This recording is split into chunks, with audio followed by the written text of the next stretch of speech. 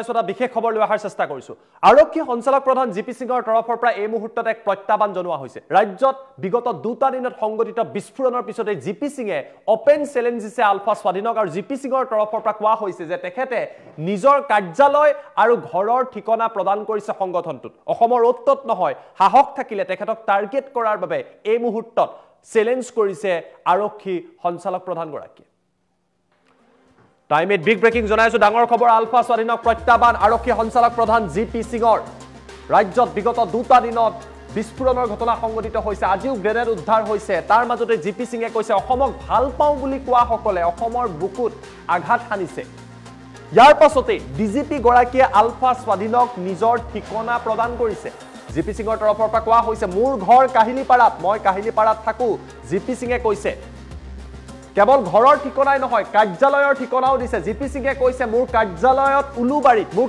উলুবাৰীত আহিলেই হল বুলি আলফা স্বাধীনক এক প্ৰকাৰৰ মুক্ত চ্যালেঞ্জ দিছে মই ভয়ও কৰা নাই চিন্তাও কৰা নাই বুলি ডিজিপিৰ তৰফৰ পৰা আলফা স্বাধীনক কোৱা হৈছে উল্লেখযোগ্য যে কালি যোৰহাটত ঘটনা সংঘটিত হৈছিল তিয়কত ঘটনা সংঘটিত হৈছে তিনিচুকীয়াত আজি গ্ৰেনেড উদ্ধাৰ হৈছে তাৰ মাজতে কৈছে তেওঁলোকৰ যদি মুখ লৈ কষ্ট হৈছে মুখ তেওঁলোকে টাৰ্গেট কৰক মই ভয় খোৱা নাই অত্যত গ্ৰেনেড দলিয়াই ৰাইজক হাৰাশাস্তি কৰিব নালাগে ডিজিপি গৰাকীয়ে মুক্তভাৱে স্পষ্টভাৱে আলফা স্বাধীনক কৈছে শেহতীয়াকৈ উজনি অসমৰ কেইবাটাও প্ৰান্তত বিগত 2-3 দিনত এটা বিস্ফোৰণৰ ঘটনা সংঘটিত হৈছে গুলীচালনাৰ ঘটনা সংঘটিত হৈছে আজি তিনিচুকীয়াত গ্ৰেনেড উদ্ধাৰ হৈছে আৰু তাৰ মাজতে আৰক্ষী সঞ্চালক প্ৰধান গৰাকীয়ে প্ৰত্যাহ্বান জনাইছে মুক্তভাৱে কৈছে যে মই ভয় কৰা নাই আলফা স্বাধীনক লাউড এণ্ড ক্লিয়াৰ এই মুহূৰ্তত কোৱা হৈছে জিপি সিঙৰ তৰফৰ পৰা অসমক ভাল পাওঁ বুলি কোৱা সকলে অসমৰ বুকুত আঘাত হানিছে বুলি আৰক্ষী সঞ্চালক প্ৰধান গৰাকীয়ে কৈছে আৰু ইয়াৰ পাছত তেওঁ নিজৰ ঠিকনা নিদিছে আলফা স্বাধীনক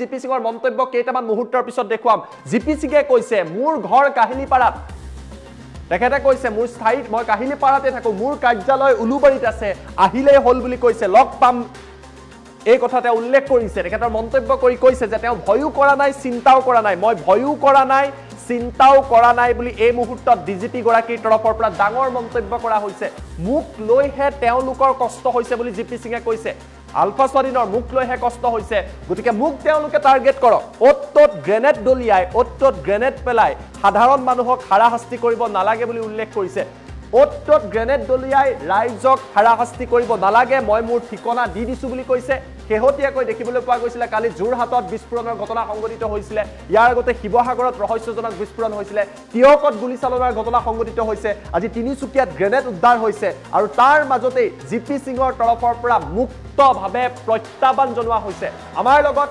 আৰক্ষী সঞ্চালক প্ৰধান গৰাকীৰ মন্তব্য আছে এক্সক্লুসিভ মন্তব্য এই মুহূৰ্তত দেখুৱাই লোৱাৰ চেষ্টা কৰিছো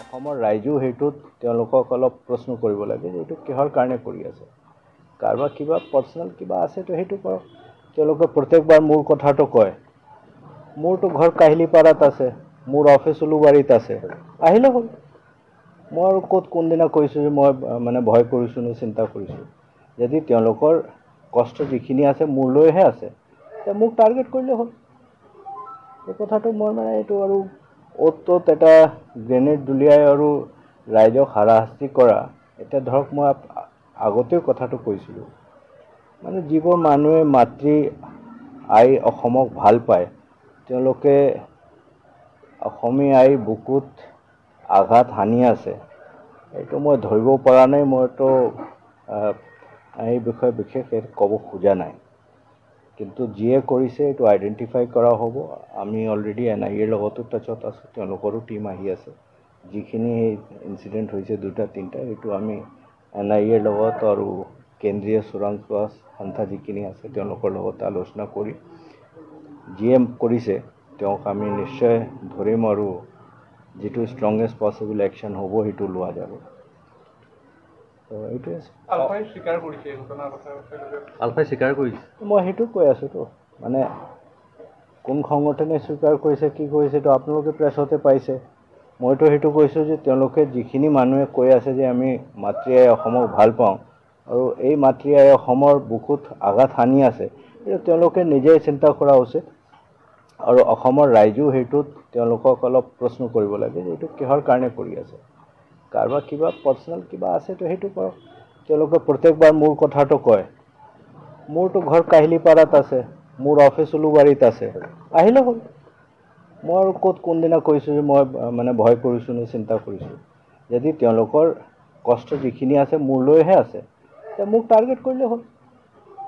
এই কথাটো মই মানে এইটো আৰু অ'ত ত'ত এটা গ্ৰেনেড দলিয়াই আৰু ৰাইজক হাৰাশাস্তি কৰা, এতিয়া ধৰক মই আগতেও কথাটো কৈছিলোঁ, যোৱা কিছু মাহৰ ভিতৰত যিমান ইম্পৰ্টেণ্ট কেছ হৈছে, এইটো ধৰক কল চেণ্টাৰৰে হওক, তাৰপিছত ৰিচেণ্ট আপোনাৰ APSC আকৌ আমি খুলিছোঁ, মানুহ এৰেষ্ট কৰিছোঁ, সেইবোৰ আমিহে কৰি আছোঁ।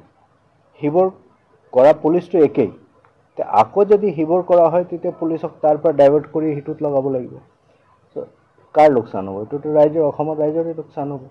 আমি ক্ৰাইম ইমান কমাইছোঁ, আমাৰ কনভিকশ্যন ৰেট এটা সময়ত 5% আছিলে, আজি কনভিকশ্যন ৰেট যোৱা নৱেম্বৰ মাহত গৈ 16% পাইছেগৈ। এইটো অসমৰ ৰাইজেও ভাল হৈ আছে। এইখিনি পুলিচ যদি আকৌ আমি সিটোৰ পৰা লগাই আকৌ সেই বোমা জাতি বস্তু দলিয়াই দিয়াৰ কাৰণে সেইটোত লগাই দিওঁ, অসমৰ ৰাইজৰে লোকচান হ'ব।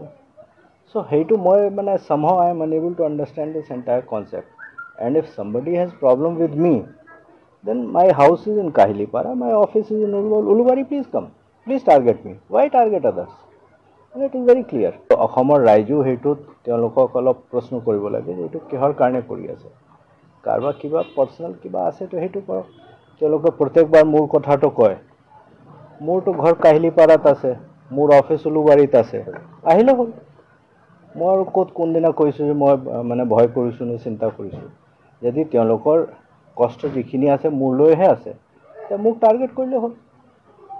এই কথাটো মই মানে এইটো আৰু অ'ত ত'ত এটা গ্ৰেনেড দলিয়াই আৰু ৰাইজক হাৰাশাস্তি কৰা, এতিয়া ধৰক মই আগতেও কথাটো কৈছিলোঁ, মানে যিবোৰ মানুহে মাতৃ আই অসমক ভাল পায়, তেওঁলোকে অসমীয়া আইৰ বুকুত আঘাত হানি আছে, এইটো মই ধৰিব পৰা নাই। মইতো এই বিষয়ে বিশেষ ক'ব খোজা নাই, কিন্তু যিয়ে কৰিছে এইটো আইডেণ্টিফাই কৰা হ'ব। আমি অলৰেডি NIAৰ লগতো টাচত আছোঁ, তেওঁলোকৰো টীম আহি আছে। যিখিনি ইনচিডেণ্ট হৈছে 2-3টা, এইটো আমি NIAৰ লগত আৰু কেন্দ্ৰীয় চোৰাং সন্থা যিখিনি আছে তেওঁলোকৰ লগত আলোচনা কৰি যিয়ে কৰিছে তেওঁক আমি নিশ্চয় ধৰিম আৰু যিটো ষ্ট্ৰংগেষ্ট পচিবল একশ্যন হ'ব সেইটো লোৱা যাব। এইটোৱে আলফাই স্বীকাৰ কৰিছে এই ঘটনাৰ কথা। আলফাই স্বীকাৰ কৰিছে, মই সেইটো কৈ আছোঁতো, মানে কোন সংগঠনে স্বীকাৰ কৰিছে কি কৰিছে তো আপোনালোকে প্ৰেছতে পাইছে। মইতো সেইটো কৈছোঁ যে তেওঁলোকে যিখিনি মানুহে কৈ আছে যে আমি মাতৃ আই অসমক ভাল পাওঁ আৰু এই মাতৃ আই অসমৰ বুকুত আঘাত হানি আছে, এইটো তেওঁলোকে নিজেই চিন্তা কৰা উচিত। আৰু অসমৰ ৰাইজেও সেইটোত তেওঁলোকক অলপ প্ৰশ্ন কৰিব লাগে যে এইটো কিহৰ কাৰণে কৰি আছে। কাৰোবাৰ কিবা পাৰ্চনেল কিবা আছে তো সেইটো কৰক। তেওঁলোকে প্ৰত্যেকবাৰ মোৰ কথাটো কয়, মোৰতো ঘৰ কাহিলীপাৰাত আছে, মোৰ অফিচ উলুবাৰীত আছে, আহিলে হ'ল। মই আৰু ক'ত কোনদিনা কৈছোঁ যে মই মানে ভয় কৰিছোঁ নে চিন্তা কৰিছোঁ। যদি তেওঁলোকৰ কষ্ট যিখিনি আছে মোৰলৈহে আছে, তে মোক টাৰ্গেট কৰিলে হ'ল। এই কথাটো মই মানে এইটো আৰু অ'ত ত'ত এটা গ্ৰেনেড দলিয়াই আৰু ৰাইজক হাৰাশাস্তি কৰা, এতিয়া ধৰক মই আগতেও কথাটো কৈছিলোঁ, যোৱা কিছু মাহৰ ভিতৰত যিমান ইম্পৰ্টেণ্ট কেছ হৈছে, এইটো ধৰক কল চেণ্টাৰৰে হওক, তাৰপিছত ৰিচেণ্ট আপোনাৰ APSC আকৌ আমি খুলিছোঁ, মানুহ এৰেষ্ট কৰিছোঁ, সেইবোৰ আমিহে কৰি আছোঁ। সেইবোৰ কৰা পুলিচটো একেই। আকৌ যদি সেইবোৰ কৰা হয়, তেতিয়া পুলিচক তাৰ পৰা ডাইভাৰ্ট কৰি সিটোত লগাব লাগিব। চ' কাৰ লোকচান হ'ব? এইটোতো ৰাইজৰ, অসমৰ ৰাইজৰে লোকচান হ'ব। আমি ক্ৰাইম ইমান কমাইছোঁ, আমাৰ কনভিকশ্যন ৰেট এটা সময়ত 5% আছিলে, আজি কনভিকশ্যন ৰেট যোৱা নৱেম্বৰ মাহত গৈ 16% পাইছেগৈ। এইটো অসমৰ ৰাইজেও ভাল হৈ আছে। এইখিনি পুলিচ যদি আকৌ আমি সিটোৰ পৰা লগাই আকৌ সেই বোমা জাতি বস্তু দলিয়াই দিয়াৰ কাৰণে সেইটোত লগাই দিওঁ, অসমৰ ৰাইজৰে লোকচান হ'ব।